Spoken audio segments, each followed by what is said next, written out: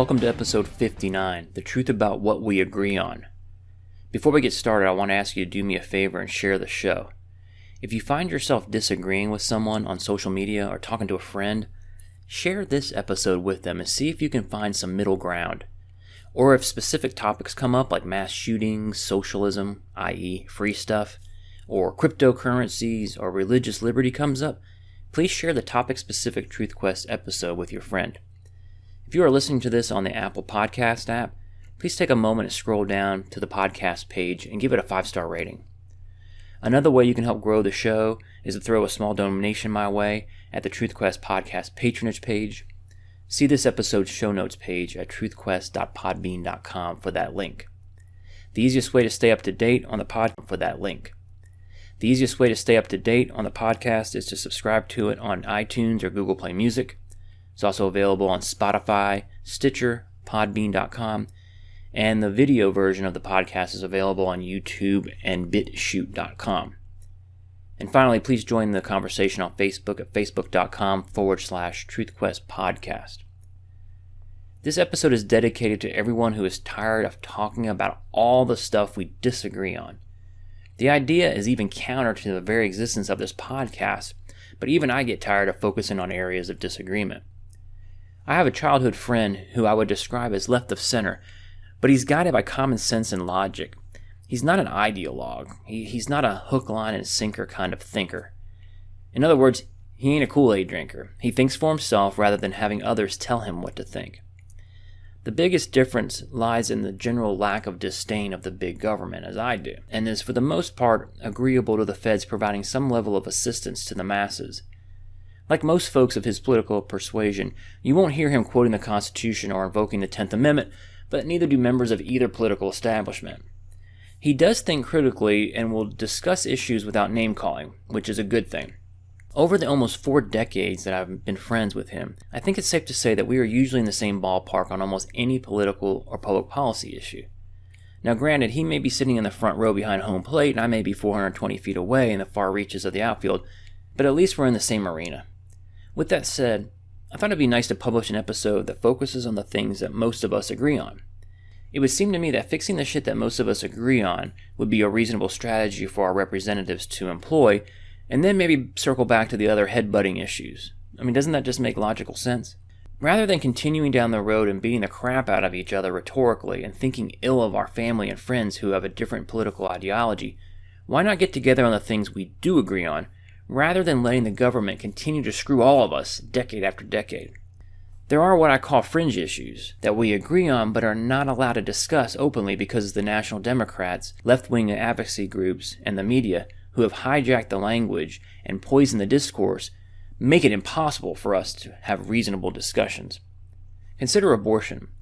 Most people oppose abortion at least at some point during pregnancy, but the left has poisoned the discourse calling it a choice or the war on women, or denouncing men for trying to tell women what to do with their bodies.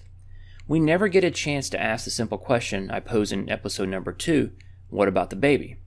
Nor are we allowed to discuss what the Roe v. Wade opinion actually says, as discussed in episodes 46 and 47. Instead, we are locked in a perpetual state of angst and arguing, making no headway, as I discussed in episode 33. Climate change. Most people feel like there is something to the claims that humans are having a detrimental impact on the planet, but the left has poisoned the discourse by calling anyone who disagrees with their conclusions deniers, regardless of the lack of scientific evidence, and despite the evidence of data manipulation, and despite the fact that famous climate change advocates fly around the planet in private jets in order to attend chic global warming symposiums. They refuse to debate because, after all, the science is settled, and anyone who disagrees is a Neanderthal. Consider immigration.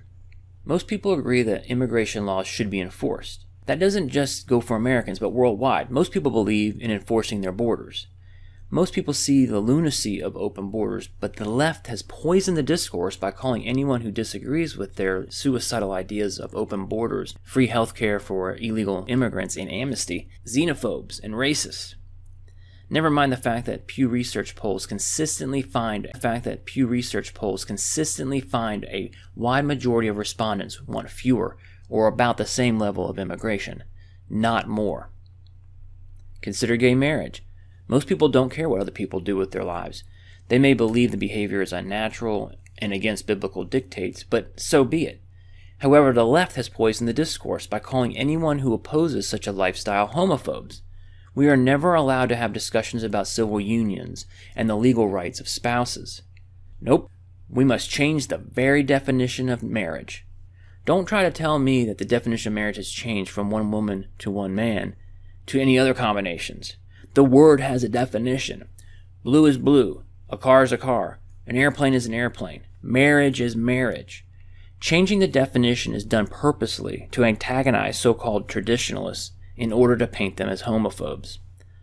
So those are some of the fringe issues that I believe we could solve if we were permitted. The of this episode are issues that a large majority of people agree on. And when I say large majority, I'm going to say around 60%. So first, I contend that a large majority of Americans agree that Washington, D.C. is a cesspool.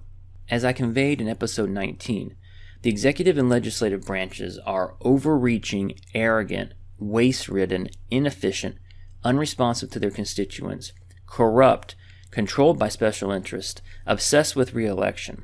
They're the architects of crony capitalism. They're irresponsible, unaccountable, out of control, and they break their own rules. With the unseating of incumbents virtually impossible as they enjoy a 90% plus re-election rate, career politicians now plague us, and along with them comes the thousands of lobbyists and interest groups fraught with millions and sometimes billions of dollars to throw around. What is Congress's approval rate? Around 18%? What about the judiciary? Well, rather than interpret the Constitution, it consistently legislates from the bench and creates constitutional rights out of thin air, using its own concocted precedent, which is then used by subsequent courts to arrive at other idiotic and unconstitutional opinions. It's death by a million bad precedents. What about the Federal Monetary Authority, the Federal Reserve? Well, it's purposely devaluing the dollar, causing inflation, while leading the country into bankruptcy with their manipulation of the monetary system.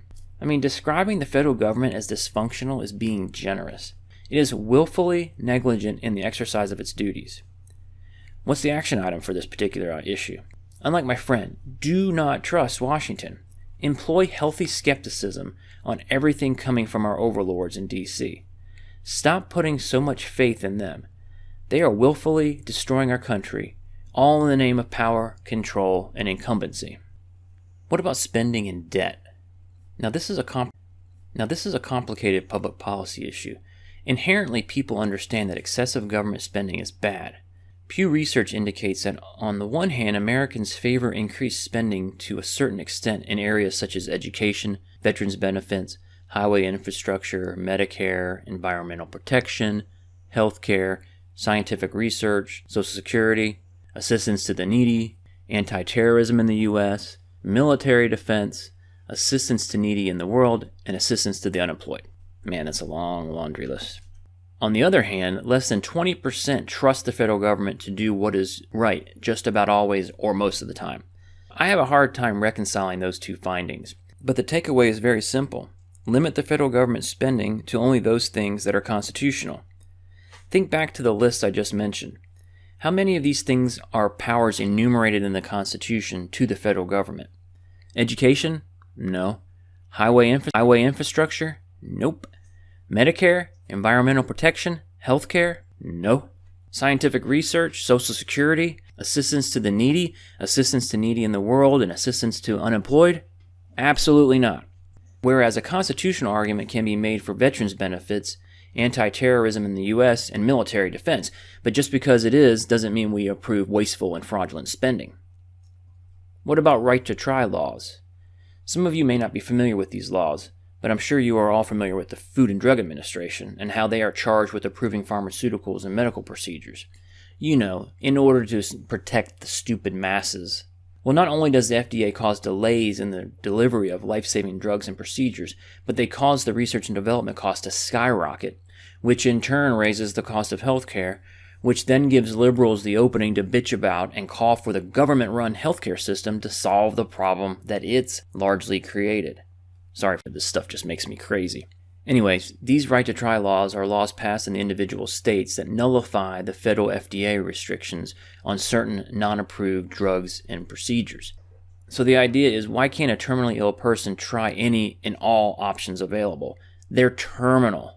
Yet lawmakers and bureaucrats think a better solution is for those people to die when a cure or temporary fix may be available. Even if you aren't terminal, the federal government has no power to dictate to you what you can do with your own body, especially if you're sick. Here again, we have another unconstitutional federal agency dictating to the people. We do not owe any loyalty to the FDA. The work they do can be performed by private entities and academics. In addition to being unconstitutional, it's immoral to purposely withhold treatment. What about the surveillance state? You know, NSA spying, warrantless stingray spying, facial recognition, the license plate stuff. This is a no-brainer. People do not support this. Idiots like the late John McCain and Senator Lindsey Graham will make idiotic statements in support of it, like, well, if you don't have anything to hide, then you don't have anything to worry about. That's not how the constitutional republic works. That's not how the United States Constitution was written. You don't have to go far into the Bill of Rights to see the plain and simple language. The Fourth Amendment is very, very clear. The right of the people to be secure in their persons, houses, papers, and effects against unreasonable search and seizures shall not be violated, and no warrant shall be issued but upon probable cause, supported by oath or affirmation, and particularly describe the place to be searched and the persons or things to be seized. Surveillance and collecting data on you is the very definition of unreasonable search and seizure. It's the very definition of violating your security in your person, your house, your papers, and your effects. I mean, give me a break. We agree on sound money. This is one of those topics that the average person spends very little time contemplating, but one that, if given the facts, they overwhelmingly agree. When you explain to people how inflation works and how it impacts their standard of living, they will agree that sound money is better than unsound, but monetary social media topic of discussion. Therefore, our politicians, many of whom have no clue about the concept of sound money, make no effort to bring it back. For the average person to understand this issue, you just have to understand that the US dollar was backed by gold and silver for over 200 years. We literally had gold and silver housed in places like the infamous Fort Knox, and we issued pieces of paper called dollars that were redeemable for actual gold and silver. The money was, so to speak, sound because we knew what backed it, gold and silver. President Nixon unilaterally took the United States off the gold standard in 1971, and we literally started printing paper dollar bills with no backing from that day forward. That is why then a gallon of milk cost around $1, and the average home was $26,000. Think about the cost of those items today. See, the price of an ounce of gold back then was about $35. Today it's $1,500 because its value grows as the dollar's value declines. See how that works? Government screws us over decade after decade because we do not stand together on issues that most of us agree on, like sound money. We agree that we don't want our sons and daughters dying in undeclared wars on some foreign country for some contrived reason. The United States hasn't declared war since World War II. Congress has abdicated its duty for almost 80 years.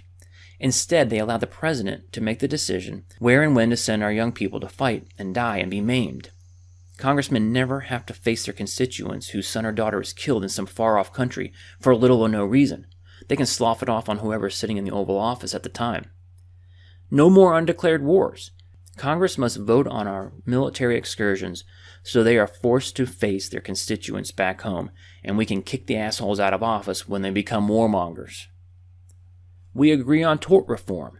When you look at the amount of money spent on errors and omissions or malpractice insurance by a variety of businesses, you quickly realize we all agree that consumers need protection, but come on, for the good of the business community, we have to put an end to these seemingly unlimited, punitive, and compensatory damage awards. Did you know that in the British court system, the loser pays the winner's bills? You think that impacts the number of cases brought to trial? We agree on term limits. This is a popular topic and one that is roundly supported given the 18% approval rating for Congress, as mentioned earlier. In poll after poll, there is virtually no partisan disagreement on the desire for congressional term limits. In a recent poll, 75% said if given the chance to vote on term limits, they would vote for it. Even on open-ended questions about how best to fix Congress, 11% cited term limits as the number one answer, followed by replace them all. Unfortunately, there have been some Supreme Court opinions handed down that find against term limits on members of the U.S. Congress. But as we have discussed several times here, the Supreme Court does not issue decisions, nor do they issue rulings that magically become law. They issue opinions, and fortunately for us, they are not the only game in town when it comes to determining the constitutionality of a law. See, the Supreme Court has no enforcement mechanism. They can hand down any opinion that they want, but they are not God. What they say doesn't go. The executive and legislative branches gets to have their own opinion on the constitutionality of a law and can tell the Supreme Court to go screw themselves. And guess who else has the same prerogative? The states. They can nullify unconstitutional opinions by the Supreme Court and unconstitutional legislation passed by Congress. The Supreme Court does not have a monopoly on determining what is constitutional. What about the war on drugs? I think it's safe to say that most people, regardless of their political persuasion, agree that the so-called war on drugs has failed. The only tangible proof you need is the rash of states that have nullified federal marijuana laws. They passed laws that affirm that possession and use of marijuana in certain quantities is legal, despite the unconstitutional federal laws against it. Now, we may not agree on what drugs should be legalized, but the discussion has already started and should be continued. An offshoot of the war on drugs is something called civil asset forfeiture laws. Here again is something that everyone should rally around and get these laws abolished. If you're not familiar with these laws, they are a legal process whereby law enforcement officers seize assets from a person suspected of involvement in a criminal or legal activity without necessarily charging that owner with wrongdoing. Two words should stand out in that last sentence: suspected and without. Law enforcement essentially charges the property with a crime, not the person, thus skirting the Constitution. The federal government incentivizes local police by kicking back part of the proceeds from the sale of seized property or part of the seized cash. It was supposedly implemented to fight organized crime and drug trafficking. According to the Heritage Foundation, quote, "Your property is presumed to be guilty until you prove that you are innocent and that your property therefore should not be forfeited." In other words, you must prove, 1, that you were not involved in criminal activity, and 2, that you either had no knowledge that your property was being used to facilitate the commission of a crime, or that you took every reasonable step upon the circumstances to terminate such use. And all the while the police retain your property. To cap it off, the success rate of winning back property is low, end quote. Ever heard of innocent until proven guilty? The 10th Amendment Center reports, quote, "The scope of the federal asset forfeiture program is staggering. Between 2001 and 2017, the feds took in close to $40 billion, and the fund's net assets have surpassed $4 billion in every year since 2013. Between 2000 and 2016, the federal government has made 60,000 disbursements to local and state law enforcement agencies, totaling over $6.8 billion, end quote. It's a hideous law. What about the war on poverty, or the Department of Education? Unless you want to deny the facts, both have been raging failures. The poverty rate is virtually the same as it was in 1964, when LBJ declared the so-called war on poverty. And the overall performance of students in the United States public school system lags historical proficiency standards. Keep in mind, both of these things are unconstitutional, which no one but me and people like Peter Schiff and the 10th Amendment Center seem to point out these days. Here again, the National Democrats shout down anyone who speaks truth to issues like these. You hate poor people. You hate kids. And of course, you're a racist or some other ist if you talk about reforming welfare or abolishing the Department of Education. Speaking of welfare, most people agree on two things. We should have a social safety net for the needy, and welfare benefits should come with strings attached. They should be temporary, and if able, recipients should work. See, two things can be true at once. Yes, a safety net, and yes, they're temporary, and yes, you should be able to go get a job. Whether the federal government should be involved is a different story. Constitutionally speaking, the federal government should not be involved at all in any social programs, but that ship has sailed. State governments can do whatever is within their state constitution to help the poor, but my point is, no one is in favor of a fellow citizen receiving welfare and abusing the system. Are you beginning to see a pattern here? We have at least half a dozen issues on which the majority of Americans agree. So why can't we coalesce behind them and make significant changes. This is the low-hanging fruit, so to speak. It's right there, easy to pick. Well, there are a few reasons why this isn't happening. Number one, influence. Few people get up in arms over topics like this. We are working, we're living, we're playing. We are reasonably comfortable here in America. Therefore, you don't ponder public policy issues like these. It's boring to most people. Number two, constitutional ignorance. We don't teach the Constitution anymore. A lot of folks buy the liberal line that is outdated, that it's a living, breathing document. The Supreme Court can change it with their opinions. So ignorance and apathy, sprinkle in a little constitutional ignorance, and you have the recipe for the Republic's downfall. But there's a third ingredient that plays a dominant role in thwarting efforts to come together, that being the National Democratic Party. Now, as I've pointed out in this and other episodes, they cannot afford to allow us to agree on anything. They must push the narrative of perpetual crisis and outrage. They must perpetuate the idea that everyone is a victim of these various crises and the promise that they, the Democratic Party, is there to help. They must shout down and name-call anyone who dares cross the agreement line. Without that, the Democratic Party dies because they are a party that is out of ideas, other than to take other people's money and spend it on other people, or take guns away from law-abiding citizens, or offer illegal immigrants lots of free taxpayer-funded goodies. What's my point? The point is, there are plenty of areas of public policy where our representatives can come together, form coalitions, and change some of the shit currently growing in the petri dish known as Washington, D.C. Those are the areas that you and I, the masses, should focus our attention on and thereby direct our public officials' attention. Please join the conversation on Facebook at facebook.com/TruthQuest Podcast.